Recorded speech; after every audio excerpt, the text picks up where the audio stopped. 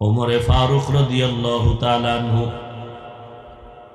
দিনের বেলা মানুষের বিচার করে, রাতের বেলা ঘুরে ঘুরে প্রজাদের খবর নেয় জনগণের কি হালাত। ঘুরে গিয়ে দেখে বাগানের মধ্যে বাতি জ্বলে। ওমর গিয়ে আস্তে করে চুপচাপ দাঁড়াইছে রাতের অন্ধকারে, শুনে ভেতরে মহিলাদের আওয়াজ।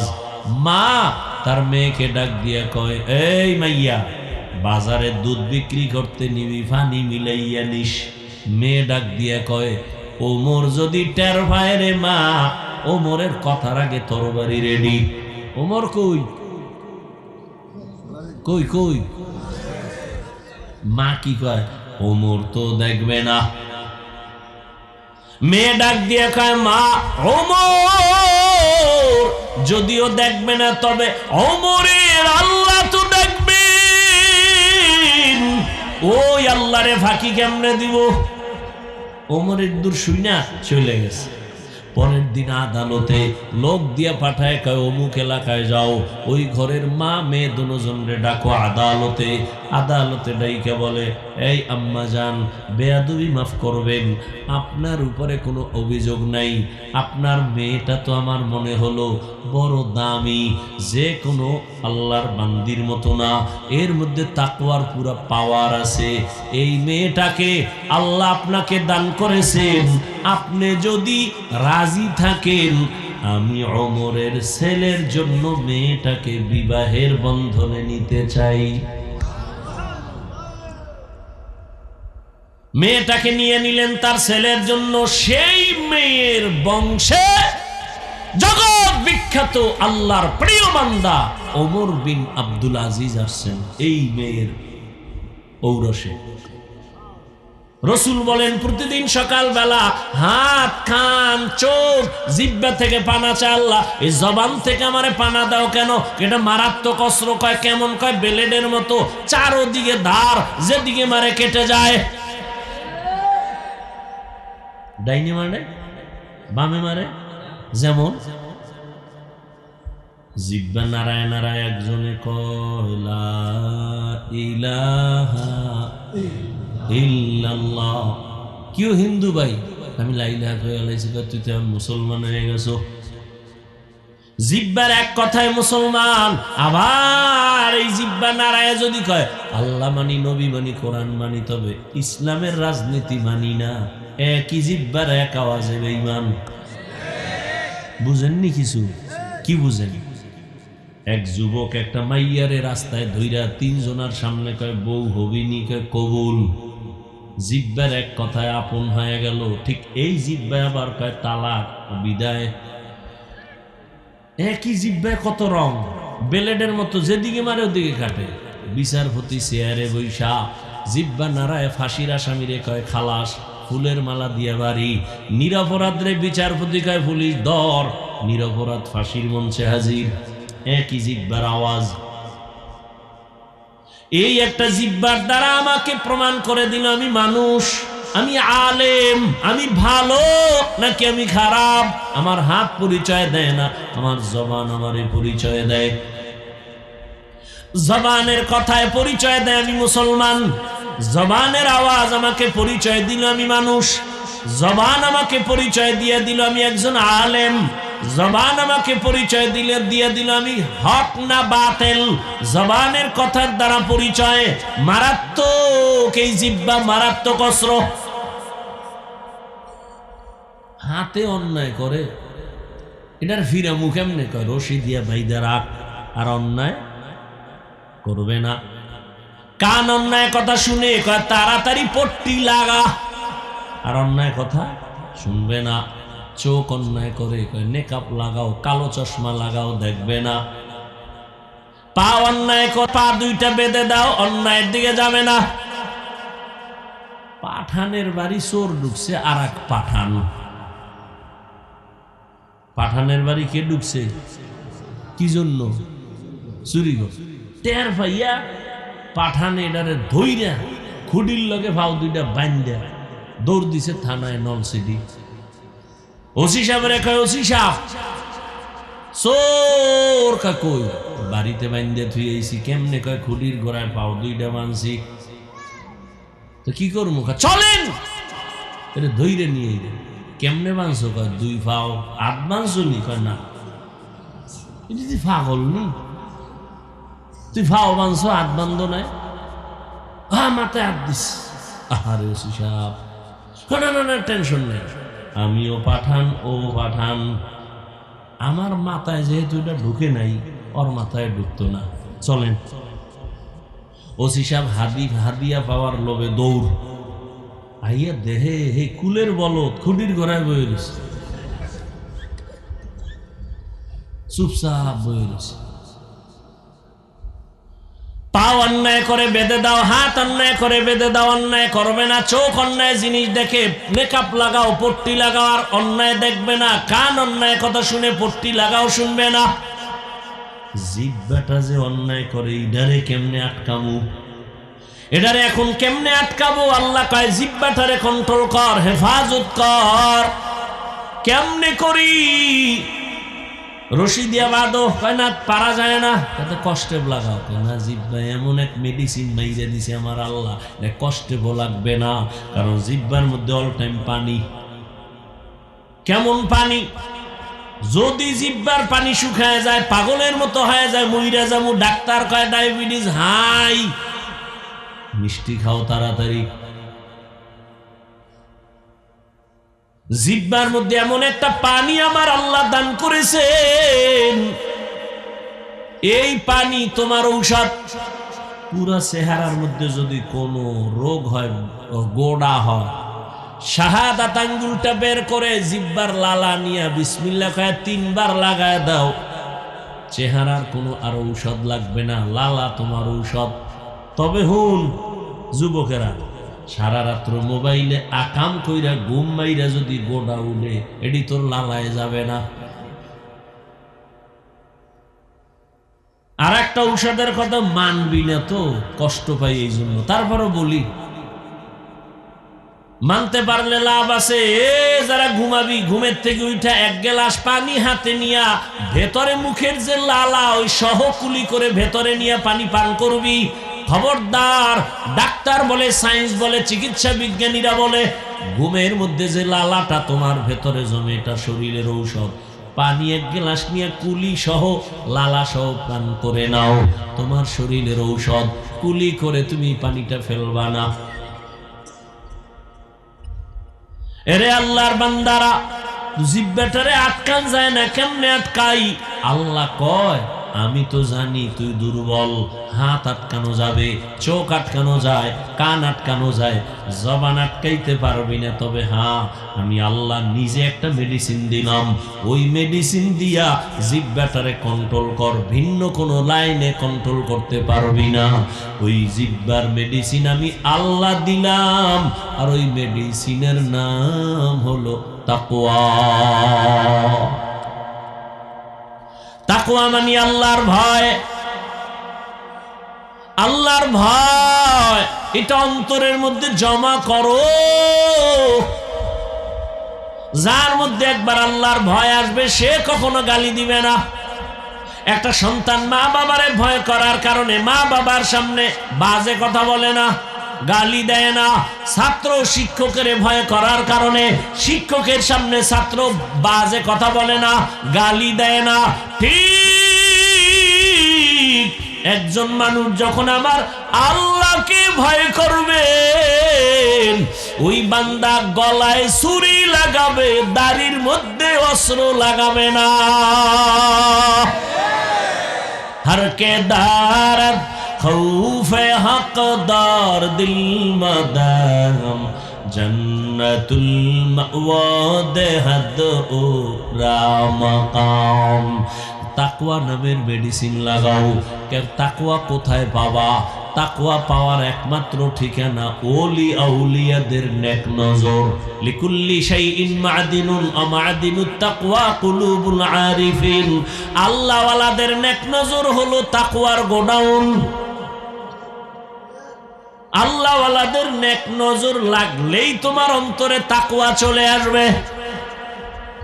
খলিফাতুল মুসলিমিন ওমরে ফারুক রাদিয়াল্লাহু তাআলা আন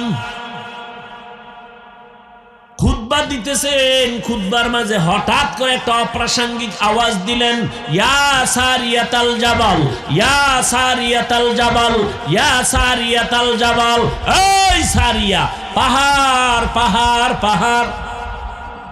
ওমর যেখানে আওয়াজ দিছেন সেখান থেকে সারিয়া 2000 কিলোমিটার দূরে ইরানে যুদ্ধ করে।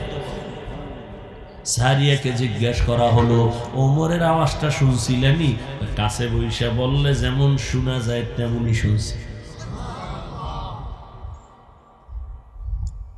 আল্লাহর ভয়, এ ভয়ের নাম তাকওয়া। আল্লাহওয়ালাদের নেক নজর। এই ভয়টা যখন আসবে জীবন চলে যাবে, বান্দা গুনাহ করবে না। আল্লাহর ভয় বড় কঠিন। আল্লাহ পাকের ভয় মানে আল্লাহর আযাবের ভয়।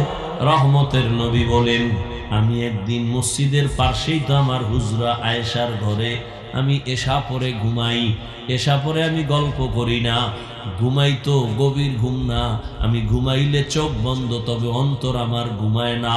রাতের গভীরে হঠাৎ কান্নার আওয়াজ আসতেছে, কে যেন মসজিদের মধ্যে গভীর রাতে কান্না করে। আমি ঘুম ভেঙ্গে উঠলাম, বের হইলাম, নজর করে দেখি নামাজের মধ্যে দাঁড়াইয়া হাউ মাউ করে একজনে কাঁদে। আমি গভীর নজর দিয়া দেখি অচেনা কোনো বান্দা না, অচেনা কোনো আমার আশেক না। আমি তাকায়া দেখলাম জান্নাতের 1 নাম্বার সাহাবী আবু বকর নামাজে দাঁড়ায় দাঁড়ায় হাউ মাউ করে কান্না করে। আমি নবী অপেক্ষা করে, নামাজ শেষে আবু বকর আসলেন, আমাকে দেখে আশ্চর্য হলেন। আমি বললাম, আবু বকর এই রাতে নামাজে দাঁড়ায় কাঁদলেন কেন? আবু বকর বলেন, ইয়া রাসূলুল্লাহ, বেয়াদবি মাফ করবেন, আল্লাহর আদালতে দাঁড়াইয়া হিসাব দেওয়ার ভয় আমি কান্না করেছি। ওরে আল্লাহ তো আপনাকে জান্নাতের সুসংবাদ দিয়েছেন, আবার কিসের ভয়? আবু বকর বলেন, ইয়া রাসূলুল্লাহ, কিয়ামতের ময়দান বড় ভয়ঙ্কর, আল্লাহর আদালত বড় ভয়ঙ্কর। আমার উপরে কোনো কারণে যদি আল্লাহ বেজার হয়ে যায়, আমার টিকিট ক্যান্সেল হয়ে যাবে। আমি আবু বকরের হাতে জাহান্নামের হ্যান্ডকাপ লেগে যাবে। ও নবী, আপনিই তো বয়ান করে বলেছেন হাসরের ময়দান কত ভয়ঙ্কর হবে। মানুষগুলো সবাই উলঙ্গ দাঁড়াবে, সূর্যের গরম, জমিনটা তামা হয়ে যাবে, জাহান্নামের আওয়াজ, এমন কঠিন হালাত হবে যে নবীরা পর্যন্ত কান্না শুরু করবেন। ওই সময় আমি আবু বকরের কি উপায় হবে, এই চিন্তা, এই ভয়, আমি চোখের পানি ছেড়ে কান্না করেছি। ও আমার কলিজার যুবক বাবারা, পর্দার আড়ালের মা বোনেরা, বৃদ্ধ বাবাজিরা, কয়দিন আর দুনিয়ায় বাহাদুরি করবা? চোখের সামনে কত লাশ আর লাশ। আল্লাহ বলেন, আমি 2টা আদেশ দিলাম মুমিনকে, কোনো বেঈমানকে দেই নাই। 1 নাম্বার আদেশ, আল্লাহকে ভয় করো, তাকওয়া অর্জন করো। দ্বিতীয় আদেশ হলো জবানটারে হেফাজত করো, কন্ট্রোল করো। মুমিনকে দিলেন কেন, বেঈমানকে এই আদেশ কেন দেন নাই? এর সংক্ষিপ্ত জবাব, মুমিনেরা জান্নাত পাবে, কোনো বেঈমান কখনো জান্নাত পাবে না। জান্নাত কারা পাবে? মুমিনেরা যে ভাবে, তা কত ফিডার ভর, কঠিন কপালে ফিডা, এরপরে যদি ভাবা যায়। দলিল, قال رسول الله صلى الله عليه وآله وسلم إن بني إسرائيل تفرقت على 72 ملة وتفترق أمتي على 73 ملة كلهم في النار إلا ملة واحدة قالوا من هي يا رسول الله في رواية قالوا ما هي يا رسول الله قال ما أنا عليه وأصحابي। সংক্ষেপ বলতেছি, রহমতের নবী বলেন, আমার আগে একদল উম্মত ছিল বড় চালাক, এদের নাম বনি ইসরাইল। এরা এতটা চালাকি করতে গিয়া, পণ্ডিতি করতে গিয়া, নিজেদেরকে বড় মনে করতে গিয়া দলে দলে ভাগ হয়ে গেল ৭২। কয় দল? আমার উম্মত আরো চালাক, ওরা আর এক দল বেড়ে যাবে। কত হবে? কুল্লুহুম ফিন্নার, সব জাহান্নামে যাবে। ইল্লা মিল্লাতান ওয়াহিদা, এক দল জান্নাতে যাবে। তাহলে ৭৩-এর এক দল জান্নাতে গেলে জাহান্নামী কয় দল? খুব খেয়াল করিন, এই কথাটা আপনারা আরো আগে জানেন না? কথা বলেন, জানেন, আজকে নতুন কথাটা শুনে নেন। এই যে ৭২ দল জাহান্নামী, এক দল জান্নাতি, এই ৭২ দলের মধ্যে কোনো হিন্দু নাই, কোনো বৌদ্ধ নাই, কোনো খ্রিস্টান নাই, কোনো ইহুদি নাই, কোনো বিধর্মী নাই। এই ৭২ দল জাহান্নামী সবাই হবে মুসলমান। এবার বুঝেন কোন দলে আছে। সাহাবায়ে কেরাম জিজ্ঞাসা করলেন, ইয়া রাসূলুল্লাহ, যেই দলটা জান্নাতে যাবে তাদের মাপকাঠি পরিচয় কি? রহমতের নবী বলেন, তাদের পরিচয় হলো দুইটা আদর্শ যারা মেনে চলবে। এক, আমি রহমতের নবীর আদর্শ আর আমার সাহাবায়ে কেরামের আদর্শ, এই দুইটা একত্রে যারা মেনে চলবে তারা জান্নাতি। নবী যদি বলতেন আমারে যারা মানবা তারা জান্নাতি, তো হইতো। নবী বলে না না, আমি মুহাম্মদের আদর্শ মানবা, আমার সাহাবায়ে কেরামের আদর্শ যারা মানবে তারা জান্নাতে যাবে। এখান থেকে সবক নিয়ে যান। বর্তমান দুনিয়াতে যদি কেউ বলে আমি নবী মানি, সাহাবা মানি না, এরা মুসলমান, এরা মুমিন ঠিক, তবে ৭২ দল জাহান্নামীদের অন্তর্ভুক্ত। যারা বলে নবী মানি, সাহাবা মানি না, এরা মুসলমান ঠিক, মুমিন ঠিক, কিন্তু ৭২ দল জাহান্নামীদের অন্তর্ভুক্ত। এবার বুঝেননি, মুমিন হইয়াও জান্নাত পাইতে কত খবর আছে। মুমিনদের ৭২ দল মুমিন জাহান্নামে যাবে, এক দল মুমিন জান্নাতে যাবে। সেই দল কারা? যারা নবীও মানে, সাহাবাও মানে। এটাও তোমার ইমানের পরীক্ষা। ঘর থেকে বেরিয়ে আসছো, কোরআনের বাগানে যাই, ওয়াজে যাই বলিয়া, কিন্তু কপাল বড় খারাপ। শয়তানে আটকায়া দিছে, মার্কেটে ঘুরু, বেহেশতের প্যান্ডেলে ঢুকার কপাল নাই, কপাল ভরা। আর একদল প্যান্ডেলে ঢুকছে ঠিক, কিন্তু মোবাইল সামনে নিয়া কলবের দরজা বন্ধ করে রেখেছে, ওর কলব বন্ধ। বলে গেলাম, দায়িত্ব আমার বলার, মানবেন কিনা সে দায়িত্ব আপনার।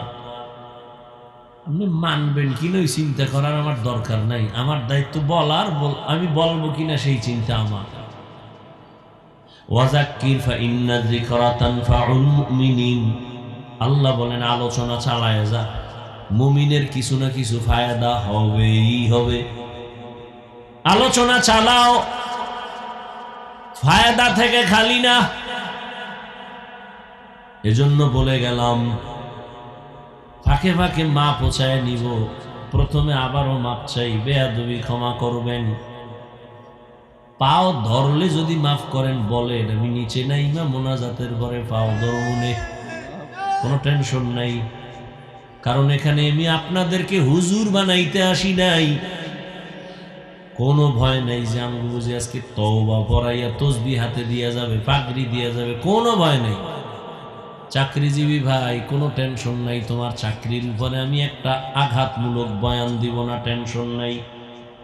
ব্যবসায়ী ভাইজানেরা, কোনো ভয় নাই, ব্যবসার উপরে আক্রমণ করে একটা কথা বলবো না, ভয় নাই। স্কুল কলেজে যারা লেখাপড়া করো যুবক বাবারা, কোনো ভয় নাই যে আমি ওখানে আঘাত করে বয়ান করব, কারণ আমি তোমাকে হুজুর বানাইতে আসি না। চুপ করে শুনো কি বলতে চাই। হেদায়াতের মালিক আমার আল্লাহ। কফালের বয়ান করতেছিলাম, বড় কফাল। প্যান্ডেলে বইয়াও কপাল খারাপ, কেন মোবাইল সামনে নিয়ে ব্যস্ত, কলবের দরজা বন্ধ।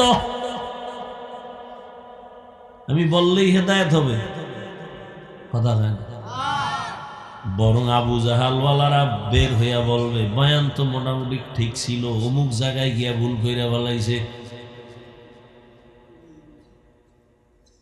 ওমরের মেজাজওয়ালারা তারা বলবে জীবনে তো অন্যায় কম করি না, আজকে থেকে তওবা করে বিদায় নিলাম, ফজরে মসজিদে যাব। দুই মেজাজের লাকি এখানে আছে।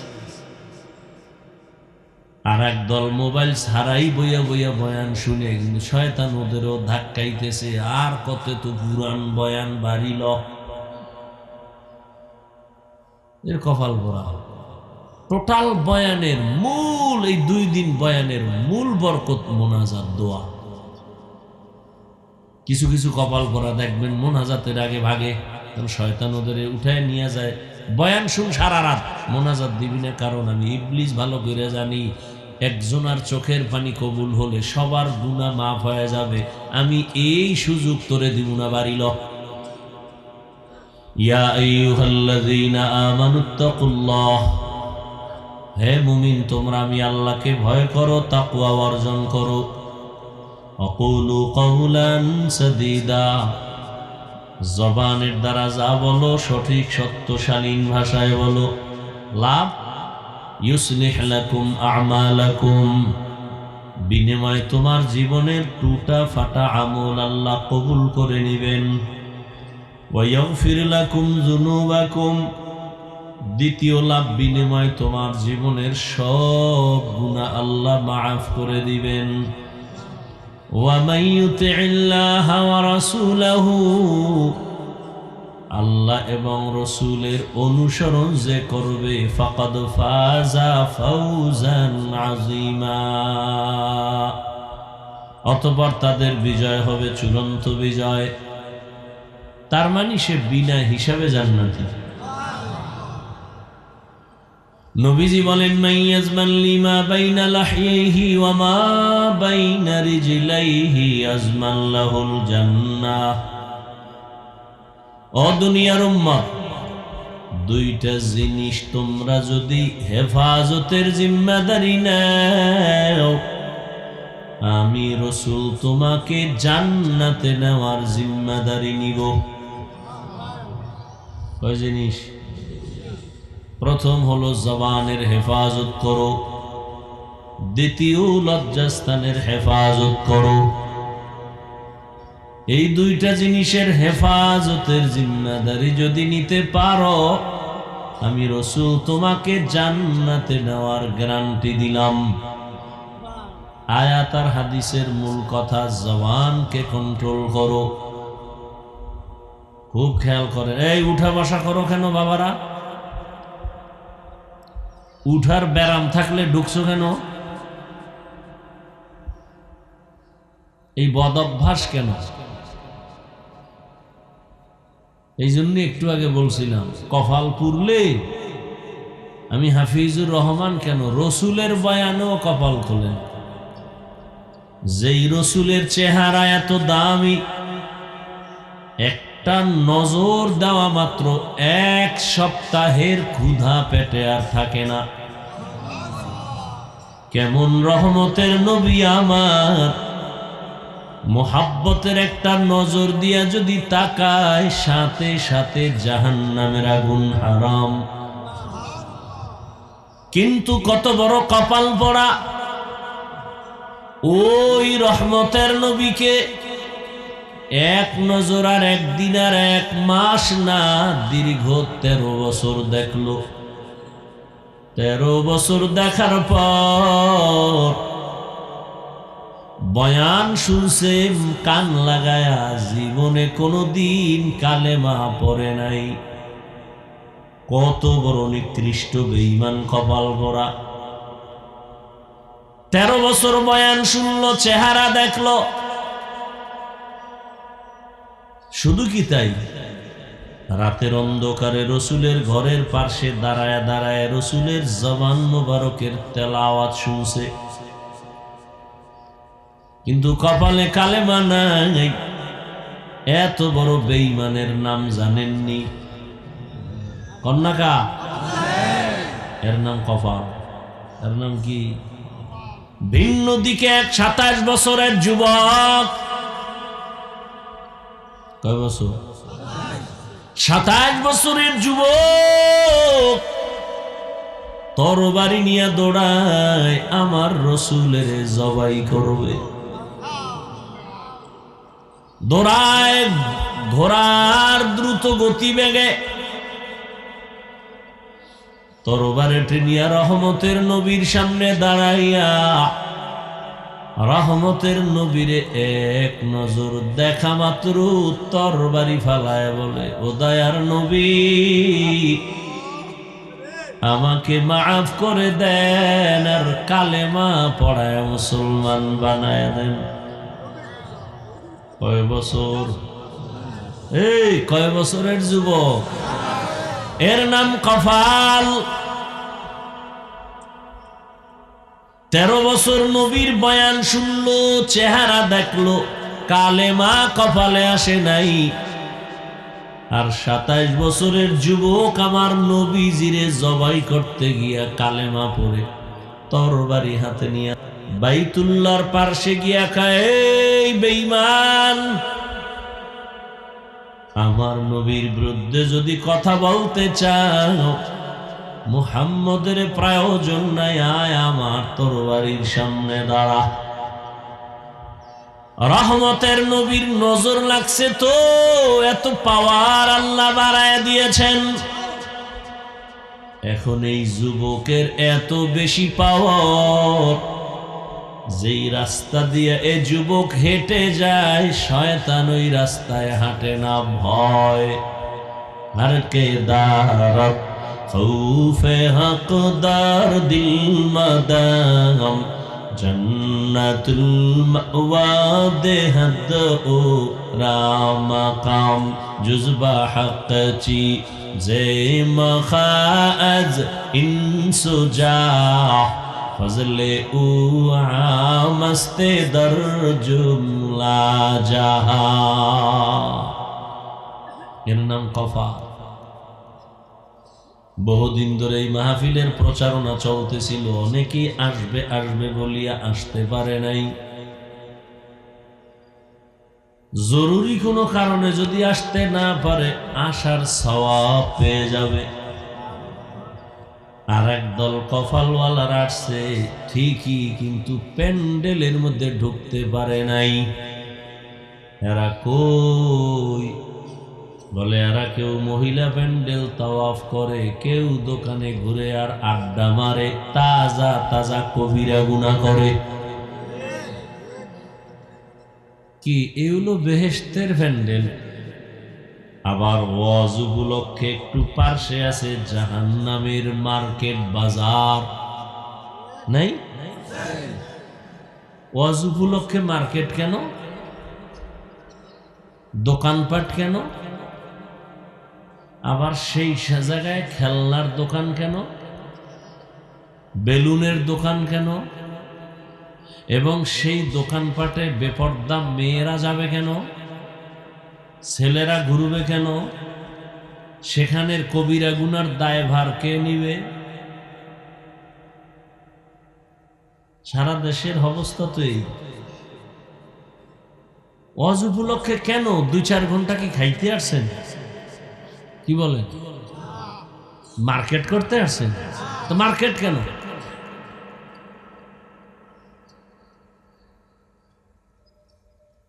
তোরে আরো কয়েকদিন গুনাহ করাইতে হবে, চল। এখনো তোর মেয়াদ শেষ হয় নাই গুনার, মাত্র কয়দিন দাড়ি কাটছো, আরো কয়েক বছর কাট, বিয়া পর্যন্ত দাড়ি কাট। এত তাড়াতাড়ি তওবা করবি? এত তাড়াতাড়ি কিসের তওবা? বিয়া করছো না তো তওবা করিস না, চুপ। আর মোনাজাতটা দিস না, কবুল হয়ে গেলে বিপদ, উঠে ভাগ। দেখবেন এই জন্য 2 ঘন্টা বয়ে বয়ে বয়ান শুনবে, যেই মোনাজাতের টের হইবে এ জোতা 2টা লইয়া আনা। ওরাও নিঃসন্দেহে কপাল পরা, কোনো সন্দেহ নেই, ওদের কপাল খারাপ। আল্লাহ হেদায়েত দান করুন। হা, আল্লাহ আমাদের সবাইকে কবুল করেন।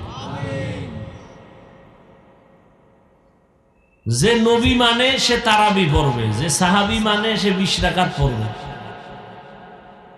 যে বলে শুধু নবী মানি সে তারাবি পড়বে ঠিক, সাহাবী মানে না, এজন্য 20 রাকাত পড়ে না। আর যারা নবীও মানে সাহাবাও মানে এরা তারাবিও পড়ে, কত রাকাত পড়ে? 20 রাকাত পড়ে। আর রাসূল বলছেন যে আমাকেও মানবে সাহাবাদেরও মানবে সে জান্নাতি, আর যদি আমাকে মানে আমার সাহাবাদেরকে না মানে সে জান্নাতি নয়, সে 72 দল মুসলমান হইয়া জাহান্নামে। আল্লাহ হেদায়েত দান করেন। তো আল্লাহ আদেশ দিলেন দুইটা, এক আল্লাহকে ভয় করো, দুই জবানের হেফাজত করো। কান হেফাজত করো বলেন নাই, এখানে চোখ হেফাজত করো বলেন নাই, পা হেফাজত করো বলেন নাই, অন্তর হেফাজত করো বলেন নাই, জবানের হেফাজত কেন করো বললেন কেন? শুধু এতটুকু কথার জবাব দিয়ে মোনাজাতের দিকে যাব, আর আপনারা উঠা বসা করলে আরো আগেই হাত দুইটা উঠায় দিব। জবানের কথা কেন বললেন? তার এক নাম্বার কারণ হলো জবান পুরো বডির মধ্যে একটা আকর্ষণীয় নিয়ামত। দুই নাম্বার কারণ পুরো বডির মধ্যে জবান হলো মারাত্মক একটা অস্ত্র, কঠিন এক অস্ত্র। এইবার জিহ্বা নামের নিয়ামত যে বড় দামি এক নিয়ামত, কেমনে সেটা 2-4 মিনিট শুনেন। জবান এমন একটা আল্লাহর দেয়া নিয়ামত, জমিনে আল্লাহ যেদিন পাঠাইছেন, এই যে আমি মাউথ সামনে নিয়ে কথা বলি, আমার কথাটা মেশিনে টেনে ইউনিট থেকে হর্ন থেকে বের করে দূরে নিচ্ছে, কিন্তু এটা কতক্ষণ চলবে একটা লিমিটেশন দেওয়া আছে। ফ্যানের বাতাস দিতেছে, দীর্ঘ টাইম লাগাতার চলতে গেলে হঠাৎ নেগেটিভ পজিটিভ এক হয়ে আগুন লেগে যাবে, মেশিন গরম হয়ে যাবে, মাইক বন্ধ হয়ে যাবে, ঠিক নেই? এবার চিন্তা করেন, এই আল্লাহ পশুকে চিন্তা করার মতো মেধা দেন নাই, দিছেন মানুষকে। মানুষ একটু চিন্তা কর, দুনিয়াতে আসার থেকে আজ পর্যন্ত 70-80 বছর পর্যন্ত, 30-40-50 বছর পর্যন্ত জিহ্বা নামের মেশিন যে নড়াচড়া কইরা কত হাজার হাজার কোটি কথা সাপ্লাই দিল।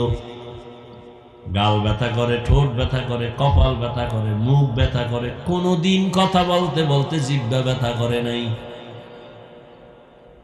এই মেশিনটা কেমনে চলে? এটা কখনো গরম হয় না। এই মেশিন কে ফ্যানের বাতাস দিয়ে ঠান্ডা করে? এ মোবাইলওয়ালা ভাই, সারা রাত মোবাইলের হক আদায় করতে গিয়ে আনলিমিটেড কথা বলতেছে, মোহব্বতের আওয়াজ, কথা চলতেছে, মোহব্বত বাড়তেছে, কথা চলতেছে, মোহব্বত বাড়তেছে। হঠাৎ করে কথার লাইন কেটে গেছে। মোহব্বতের মাঝে লাইন কেটে গেলে ভাল লাগে। আরে আমি কথা কন না কেন? মাথা গরম হয়ে গেল, লাইন কেটে গেল কেন? প্রথমেই তাকায় যে নেটওয়ার্কের ঝামেলা আসেনি, তাকায় দেখে না ফুল নেটওয়ার্ক। এরপরে ব্যালেন্স চেক করে দেখে কোনো টাকার অভাব আসেনি, দেখে না ফুল ব্যালেন্সও আছে, আনলিমিটেড কথা বলবো ঘুমায় ঘুমায়া। কাটলো কেন? ফট করে দেখে, আরে আমি 2 মিনিট কথা কমে হেনে 48 মিনিট কথা হয়ে গেছে, টেরি ভাই নে ফট করে চার্জ গেছি। কি গেছি গা? নেটওয়ার্কও ঠিক আছে, ব্যালেন্সও ঠিক আছে, কি নাই?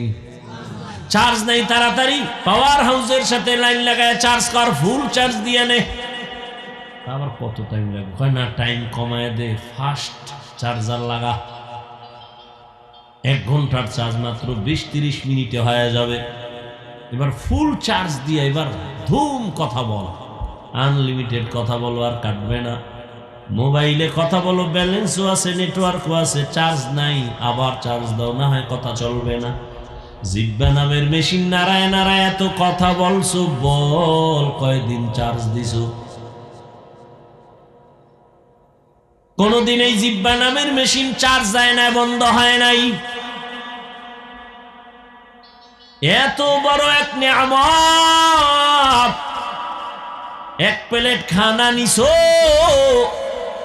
তুমি খানা খাওয়ার জন্য বসছো, প্লেটের মধ্যে খানা নিয়ে তুমি চোখ দিয়ে তদন্ত করলা খানার মধ্যে কোনো ভেজাল আসেনি, চোখ ক্যান্সার দিল কোনো ভেজাল নাই, হাত দিয়া নাড়াচাড়া করে দেখলাম কোনো ভেজাল আসেনি, হাত ক্যান্সার দিল নাই। এবার লোকমাটা উঠায় যখন ভিতরে দিছি, জিহ্বায় কয় সাবধান, ভিতরে নিস না, ঝামেলা। লোকমার ভেতরে ঝামেলা, ভিতরে নেওয়া যাবে না। কেন? হাত বলল ভেজাল নাই, চোখ বলল ভেজাল নাই, জিহ্বায় কয় আমার রাডারে ধরা পড়ে গেছে লোকমায় ভেজাল। কি বলে? একটা চিকন চুল আছে। কি আছে? চুল আছে। হালা এটা বাইরে হালা। জিহ্বা আটকায় দিছে, লোকমা বাহিরে ফেলে দাও। তাহলে হাতের থেকে জিহ্বা শক্তিশালী না, অথচ নরম। চোখ পারে নাই, ব্যর্থ, হাত পারে নাই, জবান আমাকে সতর্ক করে দিল ভিতরে নেওয়া যাবে না।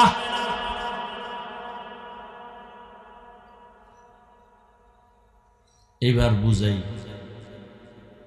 জিহ্বা কত বড় মারাত্মক এক অস্ত্র। এবার খেয়াল করেন, এতক্ষণ বুঝাইছি নিয়ামত, এই নিয়ামতের শুকর আদায় করতে হবে। আলহামদুলিল্লাহ বললে হবে না। নিয়ামতের শুকর কি জানেন? আল্লাহ যেই কাজের জন্য যেটা বানাইছে ওই কাজে ওই জিনিসকে ব্যবহার করার নাম আসল শুকর। জিহ্বা আল্লাহ বানাইছেন কেন? আলেমরে গালি দেওয়ার জন্য, হ্যাঁ, ইমামের সাথে বেয়াদবি করার জন্য। জিহ্বা বানাইছেন আল্লাহ পাক বেশি বেশি জিকির করো, দরুদ শরীফ পড়ো, তেলাওয়াত করো। আর এই জিহ্বা আমরা ব্যবহার করি গীবত শেখায়াত। আমি যে জনমের বেয়াদবের খবর নাই, হুজুর খারাপ, এ নিয়ে সারাদিন চায়ের দোকান গরম, হুজুর খারাপ। অথচ পুরা দুনিয়া, পুরা দেশ এখনো ঠান্ডা আছে শুধু হুজুরদের কারণে। আপনারা যে এখনো আরামে আছেন কিসের কারণে? মানতে কষ্ট হয় না? ভিডা খাইয়ে এরপরে দোয়ার লেগে দৌড়ান, তখন টের পান যে হুজুর কি। আর এমনি যে হুজুরেরা কান্দে দোয়া করে, এটা কানে ঢুকে না। এজন্যই তো বলেছি এদেশের ওলামায়ে কেরাম জাতিকে যা দিছে কেউ দেয় নাই, সব চান্দাবাজ আর ধান্দাবাজ, সবগুলো চান্দাবাজ আর ধান্দাবাজ। একমাত্র নিরেট পিওর এ জাতির আসল কলিজার মানুষ ওলামায়ে কেরাম। এরা কোনো স্বার্থপর না, নিঃস্বার্থ। উম্মতের মাইয়া নিয়ে চিন্তা করে না, বউ নিয়ে টেনশন করে না, বাড়ি নিয়ে টেনশন নাই, 24 ঘন্টা আপনাদের পিছনে সময় ব্যয় করে। তাবলিগওয়ালারাও ঘুরে, পীর সাহেবরাও ঘুরে, ইমাম সাহেবরাও। আমাকে বলেন তো একটা সত্য কথা, সরকারি চাকরি করে, বেসরকারি চাকরি করে, ডিউটি কয় ঘন্টা বলেন? সর্বনিম্ন বেতন কত? 20,000 বলেন না খাই, কত? 20,000। আর টেবিলের তলে তো কত মুক্তার দানা থাকেই। ওর বাপে থুইয়ে গেছে এগুলো, ওর মায়ে থুইয়ে গেছে, ওর 14 গোষ্ঠী থুইয়ে গেছে, এগুলো মুক্তার দানা। বলেন তো আমাকে, ইমাম সাহেব যে মসজিদে ডিউটি করে কয় ঘন্টা বলেন? বেতন কত? রডে ফিডেইলেও কি জাল মেডে, এর থেকে জুলুম কি আর জমিনে আছে? 8 ঘন্টা ডিউটি করে 20,000 নিম্নে। এবার টেবিলের তলে কত পায়খানা আছে মুক্তার নামে, খাইয়া এক একটা ভাল্লুক হয়ে যায়। যত বড় ভিআইপি তত বড় মদখোর। সত্য কথা বলতে কষ্ট লাগে। যত বড় ভিআইপি তত বড় সুদখোর।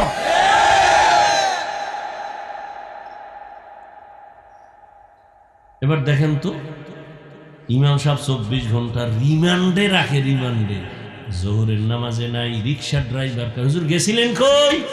কে তুমি? আমি রিক্সা চালাই। তোর ভাওয়ার কি? কয় 5 টাকা মাসে বেতন দেই। ও এই ভাওয়া। সভাপতি দেয় কত? কয় 100 টাকা। সেক্রেটারি কত? কয় 50। মাসের না মাস? কয় না 6 মাস বাকি। আমি কি মিশা কইতেছি? আল্লাহ এমনি শান্তি দিবে। এর থেকে আর কি জুলুম হতে পারে? এর কারণ কি জানেন? এর দোষ আমাগো, কেউরে দিয়ে লাভ নাই। শিয়ালের রাতে মুরগি আমানত দিছে, বন্ধু 3 দিন পরে নিয়ে নেব। শিয়াল কয়টা জিন্দা দেওয়া যাবে না, ফ্যাটের মধ্যে কিমা হয়ে যাবে। বাথরুমে গেলে ফেরত পাইতে পারো ওই লাইনটা, জিন্দা দেওয়া যাবে। শিয়ালের হাতে মুরগি রাখা যেমন বোকামি, ধর্মের চাবি হারামখোরের হাতে দেওয়াটাও বোকামি। দিছে কে? জিব্রাইল, আজরাইল। কে দিছে? আমরা কইতে কষ্ট, ভোটের আগে টাকা খাইতে কষ্ট লাগে নাই? এ বাথরুমে গিয়া 10 গ্রাম পায়খানা খাইও, ওই প্রার্থীর থেকে টাকা না খাইয়া, পরে বাজারে গিয়া হালাল সাবান দিয়া কুলি কইর ফ্রেশ। আর ওই ভোর রাত্রে যে ভোটারদের প্রার্থী থেকে যে টাকা খাইছো পায়খানা নামের, ওটা জাহান্নামের আগুন ছাড়া আর ফ্রেশ হবে না। চেয়ারম্যানের গালি দাও কেন? চেয়ারম্যানের দোষ কি? তুমি বড় হারামখোর, খাইয়া চেয়ারম্যানের না হারাম খাওয়া শিখাইছো। চেয়ারম্যান আগে খাইছে না জনগণ আগে খাইছে? চেয়ারম্যান জানি না যে হাদিয়া দেওয়া লাগে আন্দার রাইতে। ভাই ভোটটা দিবা? হাদিয়া পাঠাইস। দিতে দিতে দিতে দিতে বস্তা শেষ। চেয়ারম্যান কার কি করবো? বাড়ি বেশ। তা আমার উভয় কি? বুঝো না? না, আমগো চেয়ারে বই আবার আমগোটা তুই খাবি। কোথায় তোর টেনশন নেই, নে বাড়ি বেশ। দিতে দিতে এবার চেয়ারে বইয়া জনগণের দা যাইছে বই বই খাইতেছে। জনগণ শিখাইছে না? কথা হয় না। লিখে রাখো কিছু কথা।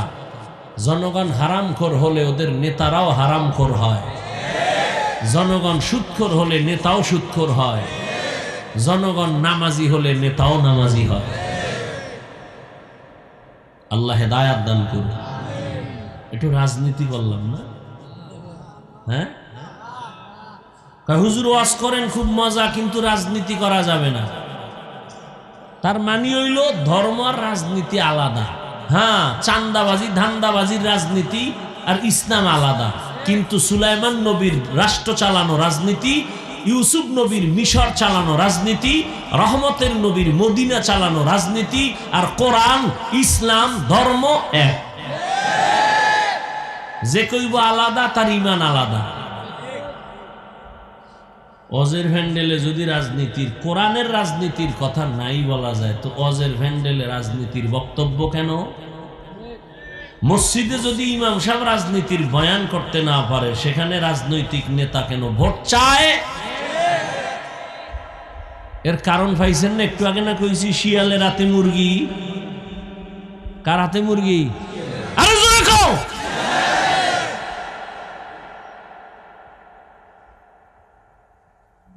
দেশ নাপাক হয়ে গেছে। এই নাপাক থেকে বাঁচাবার একমাত্র আদর্শ ইসলাম, রসুলের আদর্শ। আল্লাহর কসম, এই জমিনে মদিনার আদর্শ ছাড়া কেউ শান্তি দিতে পারবে না। শুধু চাপাবাজি করতে পারবে, শান্তি জীবনে দিতে পারবে না। শান্তির একমাত্র ঠিকানা ইসলাম। এটা সব চান্দাবাজেরা ধান্দাবাজেরা জানে, মানে না কেন? মানতে গেলে দুর্নীতি করতে পারবে না, চুরি করতে পারবে না। আল্লাহ হেদায়াত দান করুন। জবান এক মারাত্মক অস্ত্র। বলে কেমন? প্রতিদিন সকালবেলা, হাদিসে নবী বলেন, প্রতিদিন সকালবেলা সব অঙ্গ প্রত্যঙ্গ জিহ্বা থেকে পানা চায়। হাত বলে আল্লাহ জিহ্বা থেকে বাঁচাও। কেন? ও জানি সকালে ঘুমেতে উঠে কোন কথা কয়, আর পেছে ফিডাটা আমার হাতের উপরে পেঁচ লাগাই জিহ্বায়, ফিডা খাই আমি হাত। জিহ্বায় এমন একটা আকামের কথা কইছে, ফট করে কানের উপরে থাপ্পড়। কান কয় আমার অন্যায় কি? ওই যে জিহ্বা। রসুল বলেন প্রতিদিন সকালবেলা হাত, কান, চোখ, জিহ্বা থেকে পানা চায় আল্লাহ এই জবান থেকে আমারে পানা দাও। কেন? এটা মারাত্মক অস্ত্র। কয় কেমন? কয় ব্লেডের মতো, চারোদিকে ধার, যেদিকে মারে কেটে যায়। ডাইনে মারে, বামে মারে। যেমন জিহ্বা নারায় নারায় একজনে কয় লা ইলাহা ইল্লাল্লাহ। কেউ হিন্দু ভাই, আমি লা ইলাহা কইলাইছি, তুই তো মুসলমান হয়ে গেছো।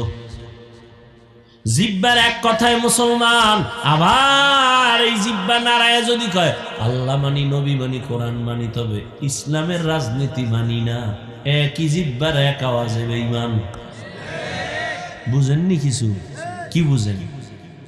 এক যুবক একটা মাইয়ারে রাস্তায় ধইরা তিনজনের সামনে কয় বউ হবিনি, কয় কবুল। জিহ্বার এক কথায় আপন হয়ে গেল। ঠিক এই জিহ্বায় আবার কয় তালাক, বিদায়। একই জিহ্বায় কত রং, ব্লেডের মতো, যেদিকে মারে ওদিকে কাটে। বিচারপতি চেয়ারে বৈশা জিহ্বা নারায় ফাঁসির আসামিরে কয় খালাস, ফুলের মালা দিয়া বাড়ি। নিরপরাধ রে বিচারপতি কয় পুলিশ ধর, নিরপরাধ ফাঁসির মঞ্চে হাজির। একই জিহ্বার আওয়াজ। এই একটা জিহ্বার দ্বারা আমাকে প্রমাণ করে দিল আমি মানুষ, আমি আলেম, আমি ভালো নাকি আমি খারাপ। আমার হাত পরিচয় দেয় না, আমার জবান আমারে পরিচয় দেয়। জবানের কথায় পরিচয় দেয় আমি মুসলমান। জবানের আওয়াজ আমাকে পরিচয় দিল আমি মানুষ। জবান আমাকে পরিচয় দিয়ে দিল আমি একজন আলেম। জবান আমাকে পরিচয় দিয়ে দিল আমি হক না বাতিল। জবানের কথার দ্বারা পরিচয়। মারাত্মক এই জিহ্বা, মারাত্মক অস্ত্র। হাতে অন্যায় করে, এটার ফিরামু কেমনে? কয় রশি দিয়া বাইদা রাখ, আর অন্যায় করবে না। কান অন্যায় কথা শুনে কয় তাড়াতাড়ি পট্টি লাগা, আর অন্যায় কথা শুনবে না। চোখ অন্যায় করে কয় নেকাপ লাগাও, কালো চশমা লাগাও, দেখবে না। পা অন্যায় করে পা দুইটা বেঁধে দাও, অন্যায়ের দিকে যাবে না। পাঠানের বাড়ি চোর ঢুকছে, আর এক পাঠান। পাঠানের বাড়ি কে ঢুকছে? কি জন্য? চুরি করে। টের পাইয়া পাঠানে এটারে ধইরা খুডির লগে ভাও দুইটা বান্ধা দৌড় দিছে থানায়, নলসিটি। ওসি সাহেবের কয় ওসি সাহেব চোর কাকই বাড়িতে বান্ধে থুয়েছি। কেমনে? কয় খুডির গোড়ায় পাও দুইটা বানছি। তো কি করবো? চলেন এটা ধইরে নিয়ে। কেমনে বানছো? কয় দুই পাও। হাত বানছো নি? কয় না। তুই পাগল নি? তুই ফাও বানছো, হাত বান্ধ নাই? হ্যাঁ, মাথায় হাত দিস। আরে ওসি সাহেব, না না না, টেনশন নেই, আমিও পাঠান, ও পাঠান। আমার মাথায় যেহেতু এটা ঢুকে নাই, ওর মাথায় ঢুকতো না। চলেন। ওসি সাহেব হাদিয়া পাওয়ার লোভে দৌড়। আইয়া দেহে হে কুলের বলদ খুঁটির ঘোড়ায় বয়ে রয়েছে, চুপচাপ বয়ে রয়েছে। পা অন্যায় করে বেঁধে দাও, হাত অন্যায় করে বেঁধে দাও, অন্যায় করবে না। চোখ অন্যায় জিনিস দেখে মেকআপ লাগাও, পট্টি লাগাও, আর অন্যায় দেখবে না। কান অন্যায় কথা শুনে পট্টি লাগাও, শুনবে না। জিহ্বাটা যে অন্যায় করে, ইডারে কেমনে আটকামু? এটা তো আমার থেকে অ্যাডভান্স চলে। কয় কেমন? কয় ঘুমাইলেও চলে। আমি যে ঘুমাই রয়েছি, ও চলতেছে। ঘুমের ভিতরে এক বন্ধু ডাক দিছে, কাঁচা ঘুমের মধ্যে যখন ডাক দিছে, জিহ্বা অগ্রিম কাঁচা গালি। ও গালি শুনে দৌড়, বন্ধুর গুল্লি মারি। 10টার সময় উঠে ডাক দিছে, বন্ধু কই? তোর লোক কথা নেই। যেই গালি তোর জবান দিয়া দিছ, জমিনেও ধরে না, আসমানেও ধরে না। রাস্তা ফিরবে না। কির গালি দিস? জীবনেই গালি কেউ দেয় না। একটা গালি তুমি দেইলে কি বলো আন্দাজি? বলে না, রেকর্ড করলে তো শুনাইতে পারতাম। কি পরিমাণ কাঁচা আওয়াজ আইছে। আল্লাহর কসম, কি জিহ্বা দ্বারা বলেছি আমি নিজে টের পাই নাই, কারণ এটা আমার থেকে বড় অ্যাডভান্স, আমার আগে দৌড়ায়। এটারে এখন কেমনে আটকাবো? আল্লাহ কয় জিহ্বাটারে কন্ট্রোল কর, হেফাজত কর। কেমনে করি? রশি দিয়া বাঁধো, কয় না পারা যায় না, কত কষ্টে লাগাও, কয় না জিহ্বা এমন এক মেডিসিন মাইরে দিছে আমার আল্লাহ, কষ্টে লাগবে না, কারণ জিহ্বার মধ্যে অল টাইম পানি। কেমন পানি? যদি জিহ্বার পানি শুকায় যায়, পাগলের মতো হয়ে যায়, মইরা যাবো, ডাক্তার কয় ডায়াবেটিস হাই, মিষ্টি খাও তাড়াতাড়ি। জিহ্বার মধ্যে এমন একটা পানি আমার আল্লাহ দান করেছেন, এই পানি তোমার ঔষধ। পুরা চেহারার মধ্যে যদি কোনো রোগ হয়, গোড়া হয়, শাহাদাত আঙ্গুলটা বের করে জিহ্বার লালা নিয়ে বিসমিল্লাহ কয়ে 3 বার লাগায় দাও, চেহারার কোনো আর ঔষধ লাগবে না, লালা তোমার ঔষধ। তবে হুন যুবকেরা, সারা রাত্র মোবাইলে আকাম কইরা ঘুম মাইরা যদি গোড়া উঠে, এটি তোর লালায় যাবে না। আর একটা ঔষধের কথা মানবি না তো, কষ্ট পাই এই জন্য, তারপরও বলি মানতে পারলে লাভ আছে।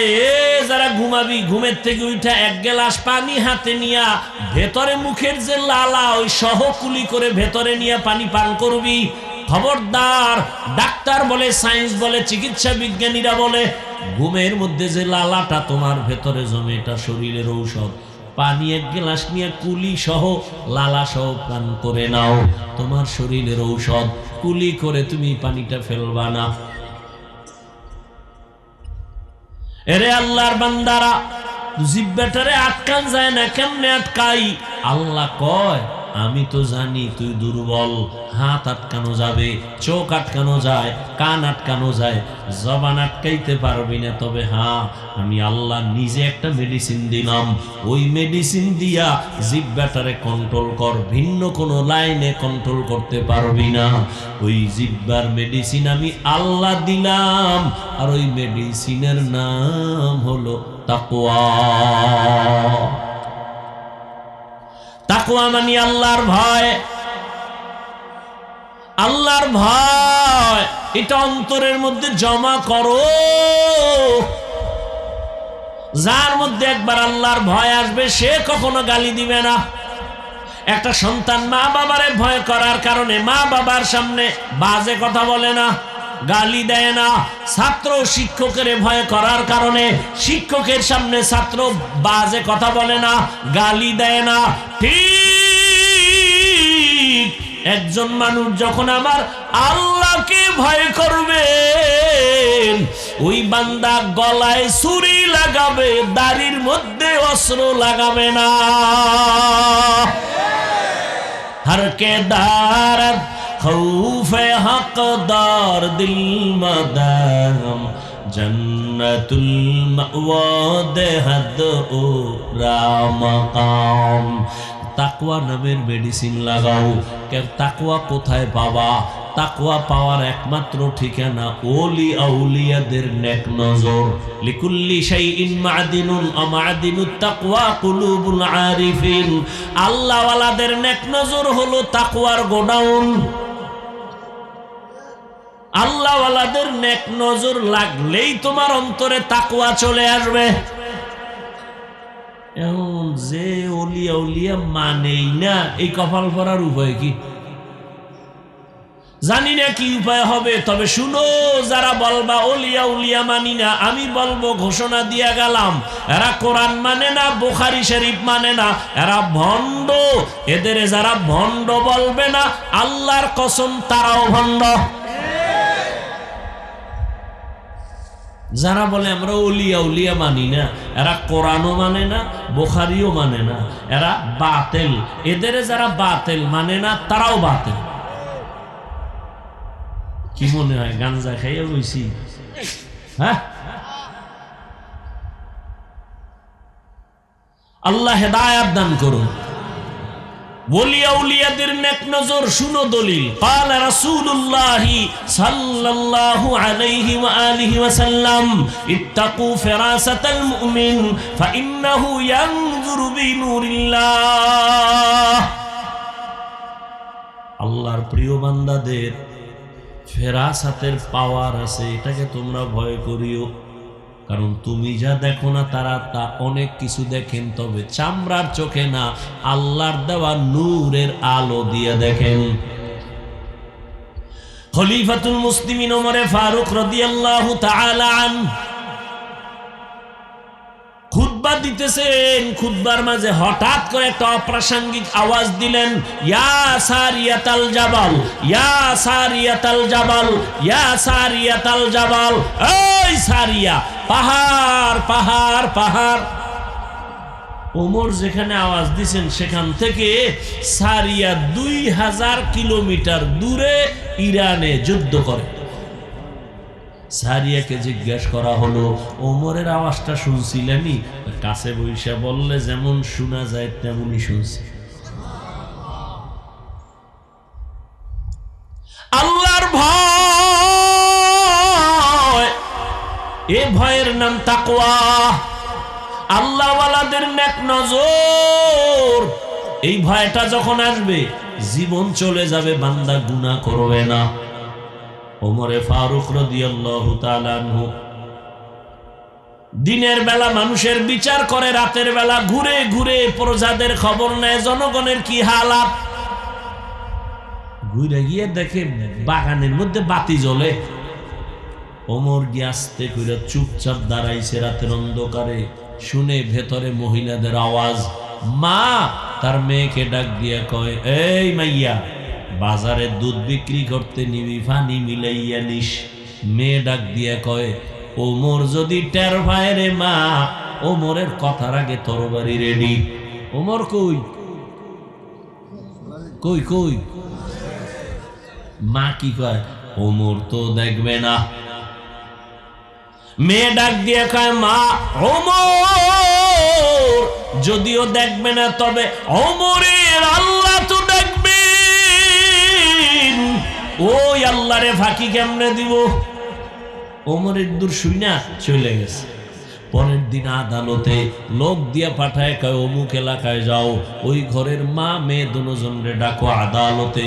আদালতে ডাইকে বলে, এই আম্মা জান, বেয়াদবি মাফ করবেন, আপনার উপরে কোনো অভিযোগ নাই।